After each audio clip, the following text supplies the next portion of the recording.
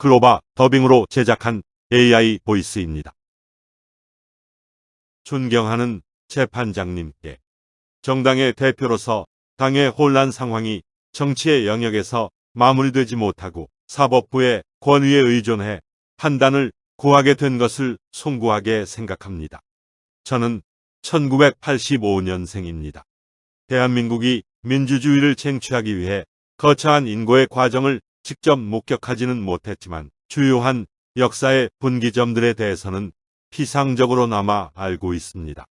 1988년 찾아왔던 서울의 봄에도 물줄기가 바뀔 수 있는 지점들은 있었습니다. 서울역에 모인 학생들은 유혈 충돌을 우려해 해산했습니다. 하지만 군인들은 그 선의의 해산을 폭력의 성공 가능성으로 잘못 받아들였고 비상계엄을 확대했습니다. 그들의 오판에 따라 결국 민주주의를 지키는 최전선에 서도록 강제된 것은 민주주의의 수호가 그들의 역할인지도 인지하지 못하고 살아왔던 광주의 시민이었습니다. 서울역에서 회군했던 사람들이 며칠 뒤에 광주에서 발생한 비극을 보고 그 짐을 나누어 짊어지지 못한 것을 평생 자책하는 것을 보면서 작금의 정당 민주주의가 위기에 빠진 상황에서도 제가 짊어질 수 있는 만큼은 짊어지고 후회를 남기지 않으려고 합니다. 판사님, 매사에 올려 과도하게 신중한 모습을 보이며 복지부동하는 것을 신조로 삼아온 김기현, 주호영 전 원내대표 등의 인물이 이번 가처분 신청을 두고 법원의 권위에 도전하는 수준의 자신감을 보이는 것은 그들이 주도한 이 무리한 당내 권력 쟁탈 시도가 법원의 판단으로 바로잡아진다고 하더라도 면을 상하지 않도록 어떤 절대자가 그들에게 면책 특권을 부여한 것이라고 생각합니다. 최근 일련의 과정이 잘못되었다는 민심이 여론조사를 통해 누차 전달되고 있지만 당원과 국민의 마음은 절차적 하자 치유라는 법적 용어를 그들이 아무리 되뇌인다 하더라도 완전하게 치유되지 않을 것입니다. 그리고 이 사태를 주도한 절대자는 지금의 상황이 사법부에 의해 바로 잡아지지 않는다면 비상계엄 확대에 나섰던 신군부처럼 이번에 시도했던 비상 상황에 대한 선포권을 더욱 적극 행사할 가능성이 있고 그 비상 선포권은 당의 어떤 지도부가 들어온다 하더라도 뇌리의 한 구석에서 지울 수 없는 위협으로 남아 정당을 지배할 것입니다. 상임 전국위가 비상선포권을 가지게 된다면 이것은 여러 가지 방법으로 악용될 소지가 있습니다. 지금은 비상 상황에 대한 선포가 절대자의 당대표 쫓아내기에 이용되고 있지만 역으로 당대표가 본인의 권력을 공고히 하기 위해 사용할 수도 있습니다. 상임 전국위는 규정 제2조에 따라 당대표가 20인 이상에 대해 직접적인 임명권을 가지고 있습니다. 따라서 대략 40인가량이 참석하는 상임 전국위에서 비상 상황의 선포권은 당대표가 실질적으로 행사할 수 있습니다. 또한 상임 전국위 의장인 전국위 의장의 지명권도 당대표가 가지고 있기 때문에 비상 상황을 넓게 해석할 여지를 두는 순간 다양하게 악용할 수 있습니다. 간단한 사고 실험을 통해서 고민해봐도 우선 임기가 얼마 남지 않은 대표가 지지율 하락 등 정치적 상황을 이유로 상임 전국위에서 비상 상황으로 해석해 달라는 요청을 하면 그에 따라 당대표가 본인과 친소 관계가 강한 인사를 비상대책위원장으로 선임하여 실질적인 임기의 연장을 추진할 수 있게 됩니다. 때에 따라 공천 등과 같은 중요한 정치적 일정과 결합하여 이것은 매우 심각한 정당 민주주의의 위기를 일으킬 수 있습니다. 또한 저와 같이 원내 경험이 없고 당내 세력 기반이 약한 당대표가 국민과 당원의 전폭적 지지를 통해 선출될 경우 마찬가지로 기득권 세력이 20여 명의 상임 전국위원을 모아 비상선포를 하게 되면 비대위 출범 강행을 통해 당내 절차가 엄격하게 규정하는 당원 소환제를 우회해 당대표에게 실질적인 협박을 할 수 있습니다.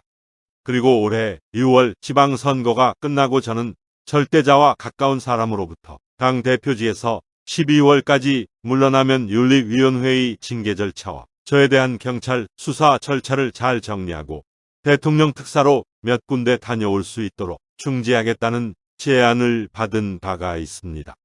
그리고 지금 이 시점에 이르기까지 며칠 간격으로 간헐적으로 비슷한 이야기를 여러 다른 주체들에게서 듣고 있습니다. 우선 저는 저에게 징계 절차나 수사 절차에 대해 언급을 하면서 그것에 대한 타협의 가능성을 언급하는 것 자체가 매우 모멸적이고 부당하다는 생각에 한마디로 거절했습니다.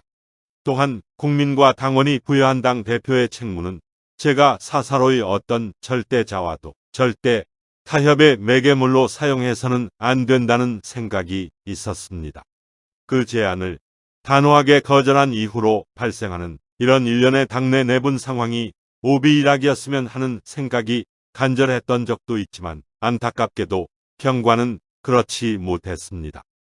대통령의 당대표에 대한 텔레그램 메신저 내용이 노출된 이후 그것에 대한 해명보다는 TV조선의 단독 보도로 대통령실에서 당 지도부에 비대위 전환 의견이 전달되었다는 내용이 나왔고 다음날 비대위 전환에 반대해왔던 권성동 원내대표 등의 당내 인물들이 별다른 설명 없이 마음을 바꾸어 비대위 전환에 박차를 가했고 특히 대통령이 휴가를 간 기간에 그것을 완수하도록 군사작전과도 같은 절차가 진행되는 것을 보고 정당과 대통령 간의 관계가 정상적이지 않은 방향으로 치닫는 것을 확인했습니다. 저는 정치에서 덩어리에 크고 자금에 따라 줄을 서는 것이 아니라 신념과 원칙을 지킨 사람이 이기는 결말을 맞이하고 싶습니다. 지난 1년 당 대표를 하면서 과거의 방식을 몰라서가 아니라 그것을 답습하는 것에서는 제가 정치를 하는 의미를 찾지 못했기 때문에 싸워왔습니다. 저도 정치를 하면서 언젠가는 현실과의 타협이나 좋은 게 좋은 거지라는 생각을 더 받아들일지 모르겠습니다만 그날이 오늘은 아닙니다. 그리고 그날이 너무 일찍 오기도 바라지 않습니다. 다시는 이런 일이 발생하지 않아야겠지만 혹여 발생한다고 하더라도 제 뒤를 잇는 후배들이 용기를 잃지 않고 저항했으면 좋겠고 비슷한 무리수를 두면서 권력 투쟁을 하는 사람들에게 그것은 결국 바로잡힌다는 경종이 울리기를 바랍니다. 대통령과 기득권 주류에게 정치적 압박을 받지 않는 자유로운 여당을 만드는 것은 계란으로 바위를 치는 것에 비견될 것입니다. 사법부에서 적극적인 관심으로 당내 민주주의 확립의 관점에서 살펴봐 주시길 부탁드립니다. 존경하는 재판장님, 법을 잘 모르고 당내 민주주의를 수호하고자 하는 마음에 절박함만 더해가는 제가 부족하지만 하소연을 보탤 곳이 없어 밤중에 펜을 잡아 올립니다. 바쁜 재판 업무에 방해가 되지 않을까 죄송합니다.